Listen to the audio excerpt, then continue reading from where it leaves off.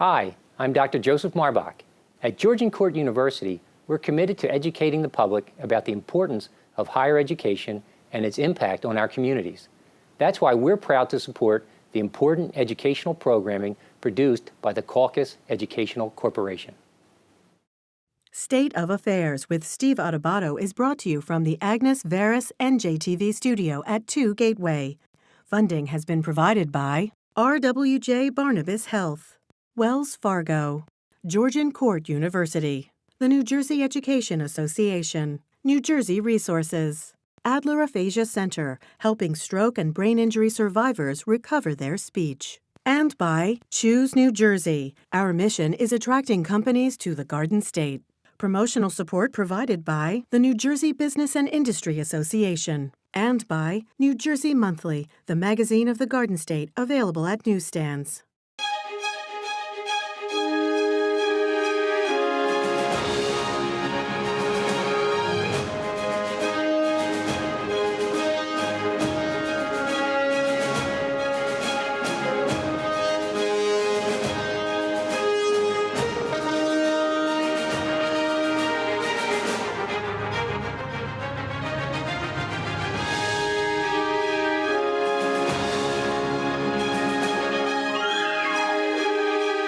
Welcome to State of Affairs. I'm Steve Adubato, coming to you from the Agnes Veris NJTV studio in beautiful Newark, New Jersey. We're pleased to welcome our good friend Dale Florio, who is a Republican strategist, and he is with Princeton Public Affairs Group, which is?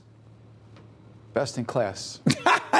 We don't do promotional stuff on public television. It is a firm that has clients. We are a public affairs, lobbying firm, communications firm. Okay, you know Trenton better than most. You know politics better than most. Describe the mood and the tenor as we tape this program in mid-April 2018 down in the State House. How collaborative do things feel, Dale? Well, before I say collaborative, I would say that there's just a freshness. There's it's a transition period. So people with a new governor? With a new governor, new speaker of the Assembly, right. And a lot of new legislators. So, and a changeover from a Republican administration to a Democratic administration. So, there's an excitement, there's a newness, but that's starting to wear off because we now have a budget. The governor has proposed a budget, and the legislature now has to respond to it. So, people have to get down to business. So that transition period is quickly getting into the politics of the budget. You know, it's interesting. People say, oh, well, the Democrats control the executive branch of government, the governorship. They control the Senate. They control the Assembly. So they control everything. They can get whatever they want done. Why is that not true? There's more of a difference between being the governor and the legislature than there is having a Republican and a Democratic split. What do I mean by that? I mean, you look in Washington, D.C., we've had presidents and Congress of all the same party, and the battles are historic. You see the same thing in New Jersey. We've had governors and legislatures of the same party, and the politics are, on steroids. And I think we're going to see that here. So I think to the outsiders, they think, oh, well, it's a Democratic administration and everything's going to move. All those Democrats are the same. It's just not going to work. It's not. And by the way, today, as we're taping at NJTV studio, we will have the Senate President, Steve Sweeney, a Democrat, but let's just say he's not in sync with Governor Murphy on every issue. Fair to say? Very fair to say. And he will speak for himself. Governor Murphy's tax policies. I mean, Governor Murphy's clearly got his heart in the right place. No one would question that in terms of the things he wants to get done, particularly for those who are suffering the most and need the most state help. But to do that, he's arguing that some of what he needs to do is increase the millionaire's tax. And he doesn't seem to be backing off, Dale. A, what are the odds it happens? B, what do you think, more importantly, from a public policy point of view, the implications may be?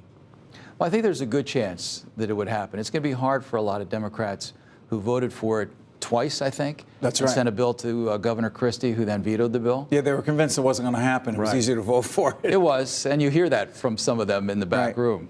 So I think they do pass it this time, and I think Murphy will sign it. But you don't have to hear it from me. There are a lot of smart people, a lot of data firms that have monitored the outmigration of people from New Jersey, or who reach a certain age level and say, my kids are out of school. Do I need to stay here? Do I go over to Pennsylvania? Or maybe I go south. And I think that's... Go back, because there are tax policies in Pennsylvania, excuse my voice, allergy season.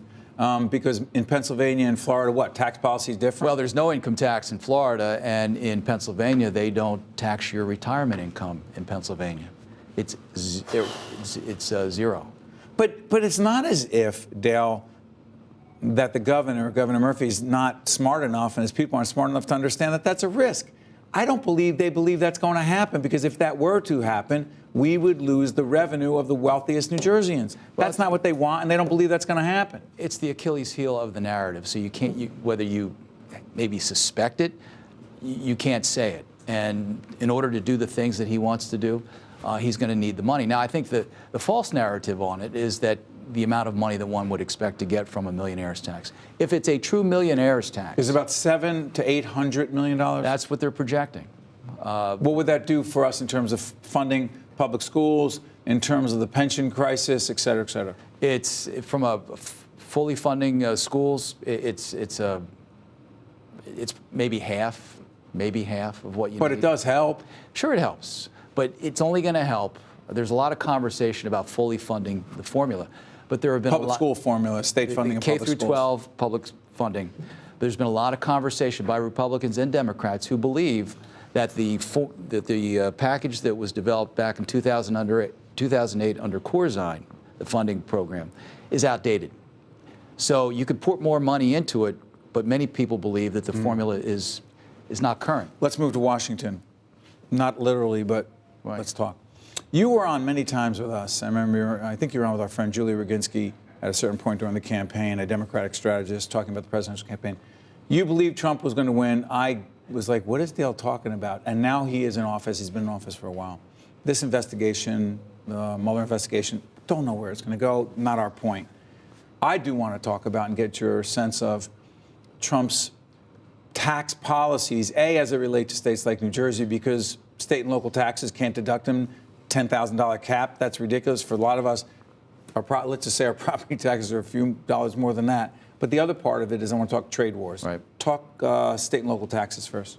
It hurts, no doubt. Why do you do it? I know you don't know why for sure, right. But could it be because New York and New Jersey and states like they didn't vote for him? And it's easy for the media to write that it was a let's get the Northeast. The fact is we're high tax states, and we were benefiting, by federal tax policy by being able to deduct them. Absolutely. Okay, but that's a good thing, isn't it? Sure, it's a good thing, but in order to do general tax reform, I mean, it's a big country, Steve. When you had to look at the whole country, there were going to be winners and there's going to be losers. Now, I have two sons. They actually benefit. I mean, they're starting out in their careers. They actually benefit by tax reform. Somebody like myself, who's a little farther along, not being able to deduct property taxes, is going to be a bite. And that's one thing I didn't understand in the state narrative, where there's been conversation about the millionaire's tax and some other taxes. There's been some conversation that the higher-end people actually are going to benefit by the tax reform plan by Trump. I don't see that happening. I don't see how that happened, because if you own property and that Right. property is taxed big time and you can't write that off, and your 8.9, I believe, % tax you pay, your state income tax, and that goes up to 9. Right. Well, no, it's higher than that. It's higher. It's higher than that. I think it's over 10, right? Yes. How does that help someone who's a millionaire? I or moved even from close? Montgomery Township, where I was paying $40,000 in property taxes, to a two-bedroom condo in Hoboken, where I'm paying now $21,000, and that's still above the state average. So I'm already, I can deduct 10, but I still have another 10 or 11 to go. Real quick, President Trump, do you see him at any point saying, hey, wait a minute, I need to check myself and really reassess the way I make my decisions, which seem to very often shoot from the hip? I know. We've been watching Donald Trump for many years, right? So his antics are no surprise to us at all. So no, absolutely not. Absolutely not. It's the way it's going to be. But think about it. I mean, he's been few seconds. Go ahead. He's been cranking through issues that he said he was going to address. Tax reform. He wasn't successful in health care. I'm not defending his antics, but I'm saying he's following his agenda, much like Murphy, to his credit, is saying what he said on the campaign trail, he's now trying to implement now that he's governor. Dale Florio, Republican strategist, Princeton Public Affairs Group. I want to thank you for joining us. Appreciate it. Thank you. Thank you, partner. Stay right there. We'll be right back. This is State of Affairs from NJTV Studios in Newark, New Jersey. To see more State of Affairs with Steve Adubato programs, visit us online at stateofaffairsnj.org. If you would like to express an opinion, email us at info@caucusnj.org.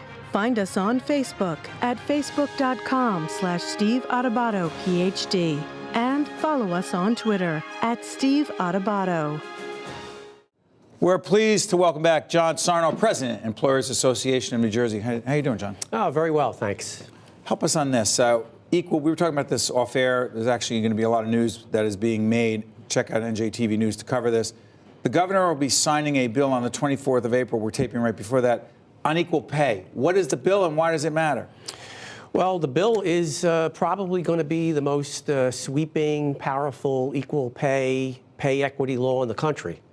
It's a big deal because, among other things, it was a major issue in the campaign. But the fact of the matter is that women make about 80 cents for every dollar that a man makes. Still? Oh, absolutely. Because? Multiple reasons. I think one of the primary reasons is the underrepresentation of women in STEM jobs. Science, technology. engineering, That's math. right. That's absolutely right. Because they're better paying jobs? Is that why? They tend to be better paying, and that's where the economy is going right now. A major aspect of it is childcare, the caregiving role that women play. So they tend to leave the workforce sometimes for a longer period of time, much more than men do. And it's very hard to catch up after that. It's interesting you're saying that. We're involved in a series called Right from the Start NJ that advocates, we don't advocate, but we put public information out about the importance of early childhood, of caring for infants and toddlers and prenatal care. Right. How is this tied to all that? Well, when women leave the workforce, either to care for children or even to care for older parents and adults, they typically do that without pay. And they lose that income, and then when they enter, and sometimes that's for a relatively long period of time, could be a year or longer, and then it's very hard to catch up after that. You know, I'm curious, John, we've had you on many times. This whole question of equal pay is interesting to me because there are some folks, I imagine, who argue, you know, it's just the way it is. Men earn more because of whatever things people want to believe about talent and experience or whatever else. Right. That's a crock, isn't it? Well, we call that stereotyping, right? We call that gender stereotyping. And there is still clearly a legacy of that. It's hard for people, many people don't say it, but I know a lot of folks who believe it. Well, wherever you fall on the continuum, right? The political continuum, social continuum. Is this a political? This is an ideological political issue? I think it's more economic than anything. Right. I mean, the fact of the matter is that there is a documented wage gap, and there are both economic, social factors, and clearly there is a legacy of what we used to call women's work. And there's an aspect of bargaining that goes on. So there's a lot of research, and our experience tells us that younger women tend not to bargain for wages, where men will more likely ask for more, or at least take that risk. So there's clearly a cultural, social dynamic. You know, Sheryl Sandberg, the chief operating officer as we speak at Facebook, don't know what's going to happen there, but that's not really the issue about Facebook. Her classic, iconic book, Lean In, advocating that women, particularly in the workplace, push harder, advocate for themselves. Have you actually seen that playing out more and more, or is it just Sheryl Sandberg's book? Well, there's pushback. You know, to the leaning in? Yeah, oh, absolutely. I mean, you know, that is in many respects a pretty significant change for any employee, let alone a woman, to ask for more opportunity, more pay. I mean, it's anomalous. It doesn't happen that much. And so... But respectfully, sorry for interrupting, John. We are taught, men are taught, be assertive. No one tells us to lean in. We're socialized to go after it. Well, that's the point. That's the point. I think clearly experience, through experience, and also the research indicates that women, particularly younger women, are not taught, if that's the right word, to be more assertive and to ask for what is being given. So if an employer, and it's a market, right? Yeah. It's a free market. Employer and the employee, they're bargaining for wages. Who has the leverage?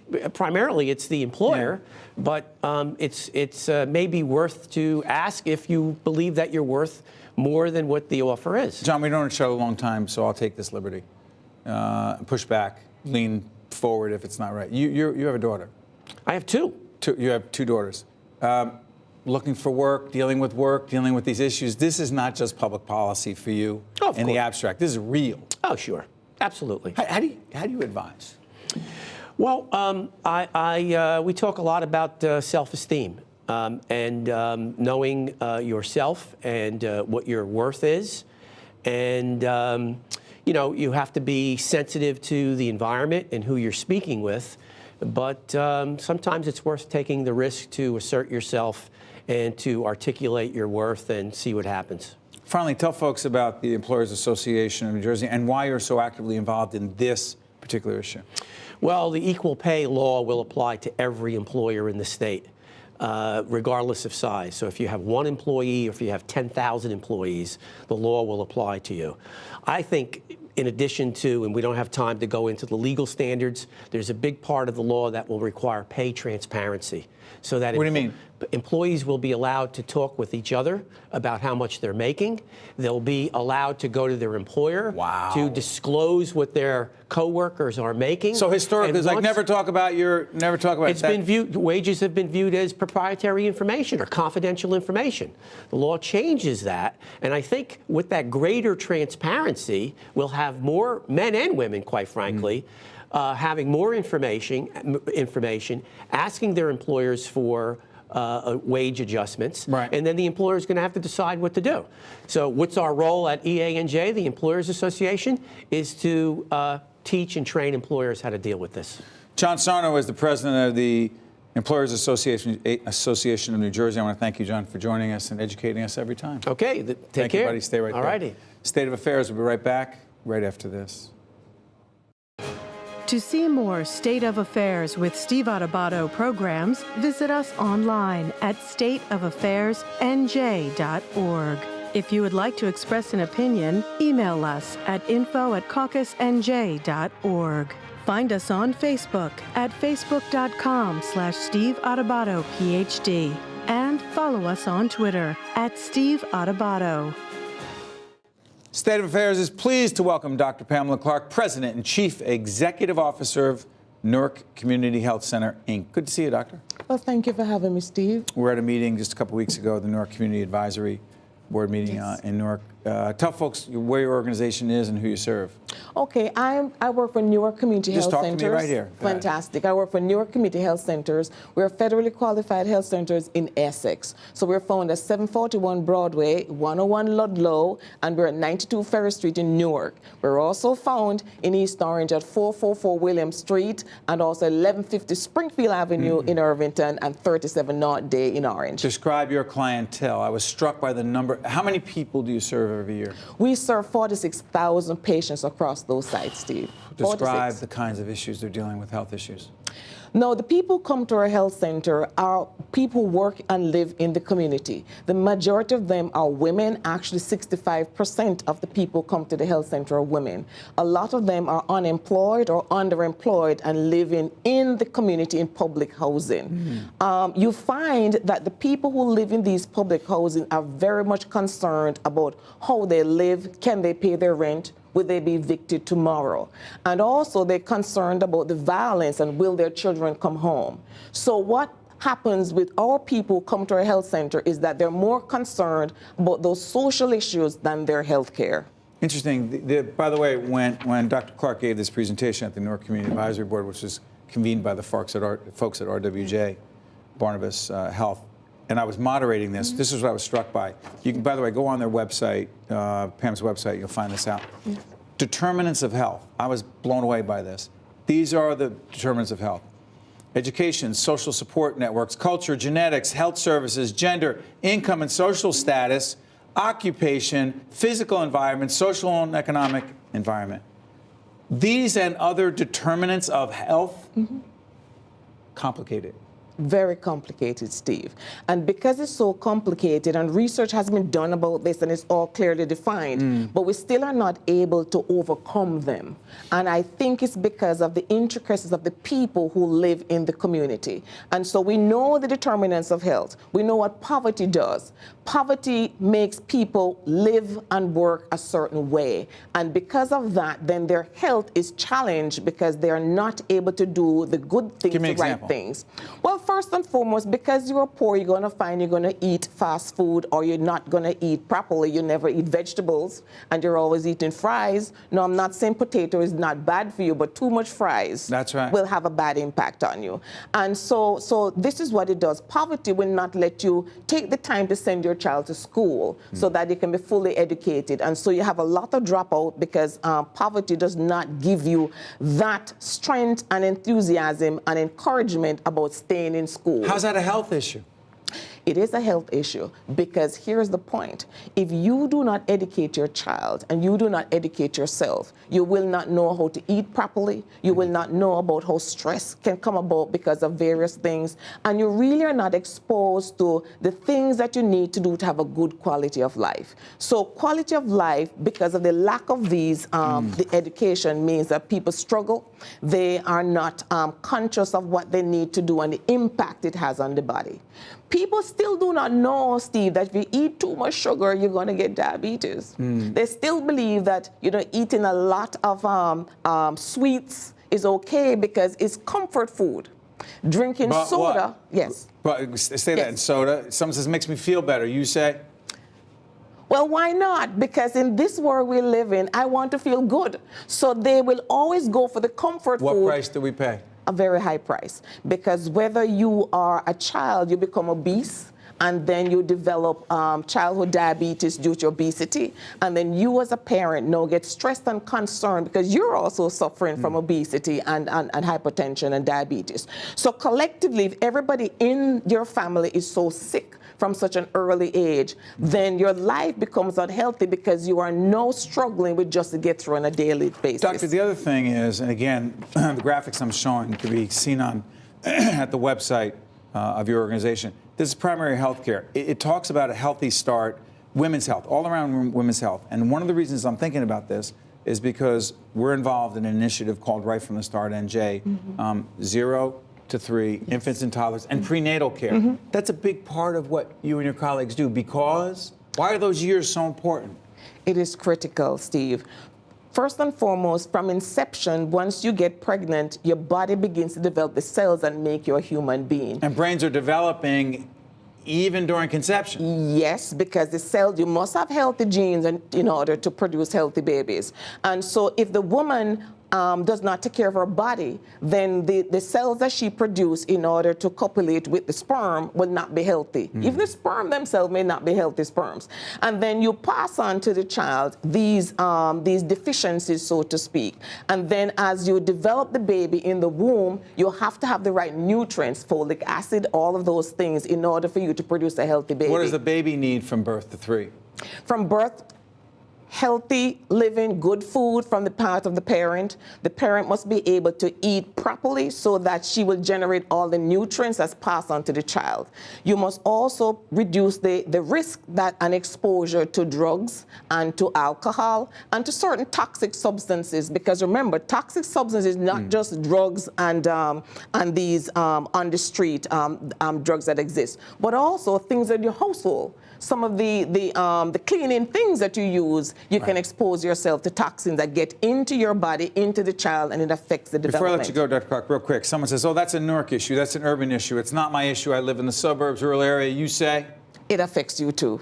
Can't escape it, because just like what I tell you, people are using and eating certain things that affect your body, and it doesn't matter if you're in the suburbs or you're actually in the urban area, because I talk about the fact that drugs, where is it? It's everywhere. Everywhere. Everywhere. It doesn't discriminate. Doesn't discriminate. And then you also go to the store, you buy certain products which has toxins in it in the supermarket, and you also eat it. So therefore, this issue about healthcare disparities, not just for people in the suburbs or in the urban areas, for all of us. Dr. Pamela Clarke, President and Chief Executive Officer of Newark Community Health Center, is making a difference every day, particularly for those who need some help, because it's just not a good situation. Thank you, Doctor. Thank you for having me, Appreciate Steve. it. Thank you. Catch you next time on State of Affairs. State of Affairs with Steve Adubato is a production of the CAUCUS Educational Corporation, celebrating over 25 years of broadcast excellence. State of Affairs with Steve Adubato is brought to you from the Agnes Varus NJTV studio at 2 Gateway. Funding has been provided by RWJ Barnabas Health, Wells Fargo, Georgian Court University, the New Jersey Education Association, New Jersey Resources, Adler Aphasia Center, and by Choose New Jersey. Highly educated and perfectly located in the heart of the Northeast Corridor, New Jersey provides access to top talent and one of the most concentrated and diverse consumer markets in the world. A business located in central New Jersey has access to more than 22 million consumers within a 2-hour drive. Whether it's our strategic location, transportation systems, reliable utilities, or talented workforce, New Jersey has all you need to grow your business. To learn more, visit choosenj.com.